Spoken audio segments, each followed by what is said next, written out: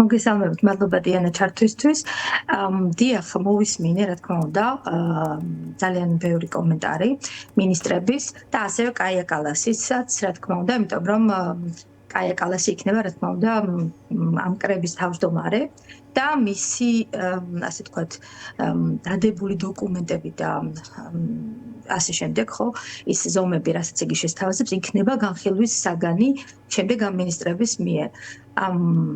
დიახ, განსხვავებული მიდგომები აქვთ.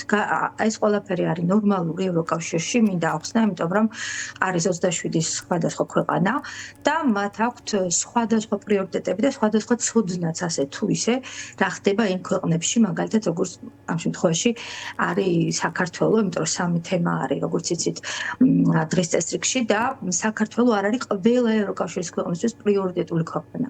და იმ ქვეყნებისთვისაც პრიორიტეტული ქვეყანა ეს იქნება ჩვენი ევროკავშირში აღმოსავლეთ ევროპის ქვეყნები. რა თქმა უნდა, თქვენ მათგან ხედავთ გაცილებით უფრო ზუსტად გამოხატულ პოზიციებს. ეს იქნება ბალტიისპირეთის ქვეყნები თუ იგივე უნგრეთი, ხო? უნგრეთმაც იცის რა ხდება საქართველოში, ასევე კარგად იცის რა ხდება საქართველოში ბალტიისპირეთის ქვეყნებმა თუ პოლონეთმა და მათი პოზიციები არის ძალიან ჩამოყალიბებული და ხისტი. რა თქმა უნდა, განსხვავებული, მაგრამ ხისტი. მაგრამ ამ დროს გაქვთ ასევე არის ასევე ისეთი ქვეყნები ევროკავშირში, რომლებიც ისტორიულად ძალიან შორს არიან და მათი პირველი ფოკუსირების საგანი, რა თქმა უნდა, არ არის საქართველო და ამიტომ ყოველთვის მათი მიდგომა არის ხოლმე, რაც შეიძლება უფრო, ასე ვთქვათ, რჩება დეკლარაციის დონეზე და მობენ, რა თქმა უნდა, იმას, რაც ხდება საქართველოში, მაგრამ უჭირთ, ასე ვთქვათ, ხისტი პოზიციების ჩამოყალიბება. ეს სრულიად ნორმალურია და სწორედ ამიტომ არის, რომ ხდება არა მარტო შეკრებები, როგორც დღეს, ხო, მინისტრთა დონეზე, არამედ მანამდე ხდება ხოლმე მუდმივი წარმომადგენლების დონეზე, სანამ ასეთი კრებები გაემართება, მანამდე რამდენიმე დღიანი ინტენსიური შეხვედრები და საუბრები, რომ ჩამოყალიბდეს გარკვეული კადრი შეიქმნა საერთო ევროპული პოზიციისთვის.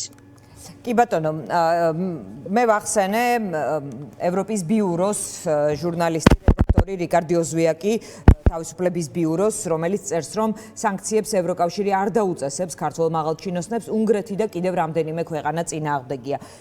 თუმცა განცხადებაში, ინფორმაციაში, რომელსაც შპიგელი აქვეყნებდა ამ შეკრებამდე, საუბარია რაღაც განსხვავებულ მიდგომაზე, რა შეიძლება იყოს ეს ინდივიდუალური ქვეყნების გადაწყვეტილება, როგორიც ჩვენ ვნახეთ ესტონეთი, ბალტიის ქვეყნების შემთხვევაში. დიახ, ამას ქვია მჭიდრო თანამშრომლობის კონცეფცია, ესეთი ცნება არის ევროკავშირში. უკვე სხვათა შორის ნებაყოფლობითი კოალიცია. აი რა შეიძლება ეს გულისხმობდეს ამ შემთხვევაში? დიახ, ნებაყოფლობითი კოალიცია, მაგრამ ტრაქტატებში ევროკავშირის შეტანილი არის სხვანაირად, ერთი და იგივეა, რა თქმა უნდა. ეს არის ისეთი გადაწყვეტილებები, ისეთი პოლიტიკური ნაბიჯები, სადაც არ არის ყველა ევროკავშირის წევრი ქვეყნის თანხმობა. და ასეთი ვთქვათ, პრაქტიკა დიდი ხანია დანერგილია უკვე ტრაქტატშიც არის ევროკავშირში. ეს არ ეხებოდა აქამდე საგარეო პოლიტიკას, მინდა ვახსენო, აქამდე, უფრო გულისხმობ უკრაინის მსრულვასტაბიანი ომის დაწყებამდე ძალიან იშვიათი იყო, თითქმის არ მახსენდება, რომ საგარეო პოლიტიკის მხრივ ევროკავშირს მსგავსი გადაწყვეტილებები გამოეტანა და მე რამე დავხსნა ახლა საქართველოსთვის, ქართველი მაყურებლისთვის, ეს არის, რომ არ ვიფიქროთ, რომ ეს დღეს საქართველოს საკითხში ხდება მარტო, სწორედ ამიტომ თქვა ესტონეთის საგარეო საქმეთა მინისტრმა, რომ დღეს სწორედ შესვლამდე, რომ ასეთი პრაქტიკა ევროკავშირში არსებობს, ეს უკვე უკრაინის შემთხვევაში ახლა მსრულვასტაბიანი ომის შემდეგ რამდენჯერმე განახორციელა ევროკავშირმა, რომ გააკეთა ძალიან ბევრი გადაწყვეტილებები მიიღო, ისე რომ უნგრეთი არ მონაწილეობდა და აქამდე მხოლოდ უნგრეთი იყო, ამ შემთხვევაში საქართველოს შემთხვევაში შეიძლება 1-2 რამდენიმე ქვეყანას დაემატოს, მაგრამ მე რას ვფიქრობ, რომ ესეთი პრაქტიკა არსებობს, შეიძლება გააკეთონ და ეს იქნება სწორედ ქვეყნების ჯგუფი, მოდი ესე ავხსნათ, ქვეყნების ჯგუფი, რომლებიც დააწესებენ ინდივიდუალურ სანქციებს. მაგალითად ამ შემთხვევაში ვთქვათ ბალტიის ქვეყნების ნებაყოფლობითი კოალიცია, იმიტომ რომ იქ ლიტვის შემთხვევაში იყო საუბარი, რომ ესტონეთთან კოორდინაციაში მოხდა ეს, ანუ ეს შეიძლება ჩავთვალოთ ამ ტიპის ნებაყოფლობით ასეთ რამეს გულისხმობს? ასეთი კოალიციის ჩანასახი იყო ეს სამი ბალტიისპირეთის ქვეყნის საერთო კოორდინირებული სანქციები, რომლებიც წინა კვირას გამოაცხადეს, მაგრამ აქ ამ შემთხვევაში უფრო ასე ვთქვათ, ფართო ჯგუფს ევგულისხმობ, იმიტომ რომ ამ შემთხვევაში, როდესაც ეს რამდენიმე ქვეყნის ჯგუფი უნდა შეიქმნას, ლიდერი აქ არის სამი წამყვანი ევროკავშირის ქვეყანა. მთავარი აი ამ გეგმის მომზადებაში არის გერმანია, მათთან არის საფრანგეთი და პოლონეთი და ეს სამი ქვეყანა ვაიმარის სამკუთხედი არის უმნიშვნელოვანესი ქვეყანა, რა თქმა უნდა. ევროკავშირის საერთო ფონზე, 27 ქვეყნის ფონზე და აი ეს სამი ქვეყანა არის, როგორც მე ვიცი, აი ამ ასე ვთქვათ, ამ ჯგუფის ქვეყნების, სურველი ქვეყნების ჯგუფის სათავეში. და ეს უკვე ძალიან მნიშვნელოვანია. რა თქმა უნდა, ბალტიის სამი ქვეყნის სანქციები ძალიან მნიშვნელოვანია, მაგრამ მე ვფიქრობ, რომ იქნება ჯგუფი უფრო დიდი, გაფართოებული, დაახლოებით 12-14 ქვეყნის, რომლებიც, 10-ზე მეტი ყველა ვარიანტი თავიდან. ეს არ იქნება ევროკავშირის საერთო გადაწყვეტილება, მაგრამ ეს იქნება ევროკავშირში შემავალი ქვეყნების საკმაოდ მოზრდილი, როგორც თქვენ ამბობთ, ჯგუფის გადაწყვეტილება. ასე შეიძლება?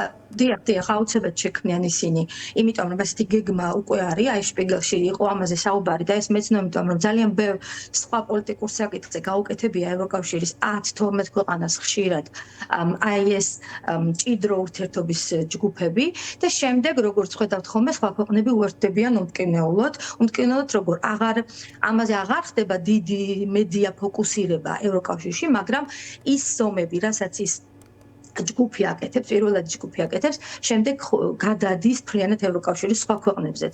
ეს მინდა ახსნა. ხომ არ არსებობს რაიმე ტიპის ინფორმაცია გერმანიას ან საფრანგეთის პოზიციაზე ამასთან დაკავშირებით, ვინაიდან საფრანგეთის პოზიცია შეიძლება გარკვეულწილად ჩავთვალოთ მაკრონის მცდელობის პარალელურად, შეიძლება თუ არა ამ მიმართულებით, იმიტომ რომ მას აქვს მედიაციის მცდელობა ყოველ შემთხვევაში ჩვენ ვნახეთ მისი არა მხოლოდ ზარი ივანიშვილთან, არამედ განცხადება რამდენიმე და ერთი მიმართვა საქართველოს მოქალაქეებისადმი, ქართული აუდიტორიისადმი. ასე რომ ამის პარალელურად შეიძლება თუ არა იყოს თავშეკავება, ვიდრე ეს კომუნიკაცია და არ დასრულდება. დიახ, მე ამ წუთას დავარქმევდი დღეს რაც ხდება, ეს არის სწორი თავშეკავება, მაგრამ აუცილებლად უნდა გაისვას ხაზი, რომ მაკრონი ყოველთვის ხშირად ასეთ უკრაინის შემთხვევაში ასე მოქმედებდა. იგი ბოლომდე ცდილობდა რუსეთთან ურთიერთობას, ჩვენ გვახსოვს რამდენჯერ დაურეკა მან პუტინს და ჩავიდა კიდევაც, რა თქმა უნდა, მაგრამ ამავე დროს ევროკავშირში ამოქმედა სანქციების პაკეტები, სადაც საფრანგეთი იყო, რა თქმა უნდა, ერთ-ერთი უმთავრესი ქვეყანა, რომელიც ამ სანქციების დაწესება სათავეში უდგა.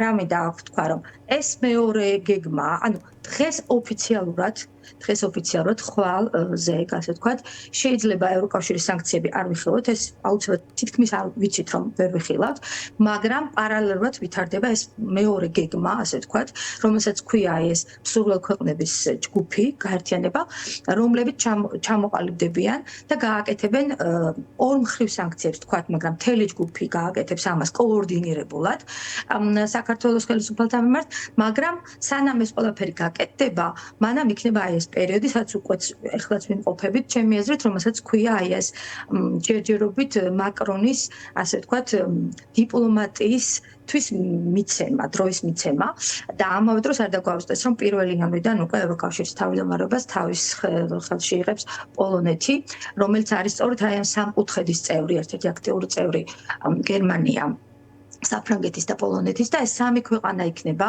მე ველოდები დარწმუნებით ჩერა, რომ მე თვითონ ჩემ პერსონალ დონეზე, რომ პოლონეთი აიღებს ხელში მთლიანად აი ამ სამკუთხედის აი ამ გადაწყვეტილებასაც და საბოლოოდ ჩამოაყალიბებენ რამდენიმე დღეში ან კვირაში უკვე აი ამ ჯგუფს, სადაც უკვე ნათლად გვეწოდინება რა ქვეყნები შედიან, რომელი ქვეყანა შედის ამ ჯგუფში და ვინ აწესებს კოორდინირებულად ევროკავშირის სახელმწიფოებიდან იმ სანქციებს, რაზეც არის საუბარი.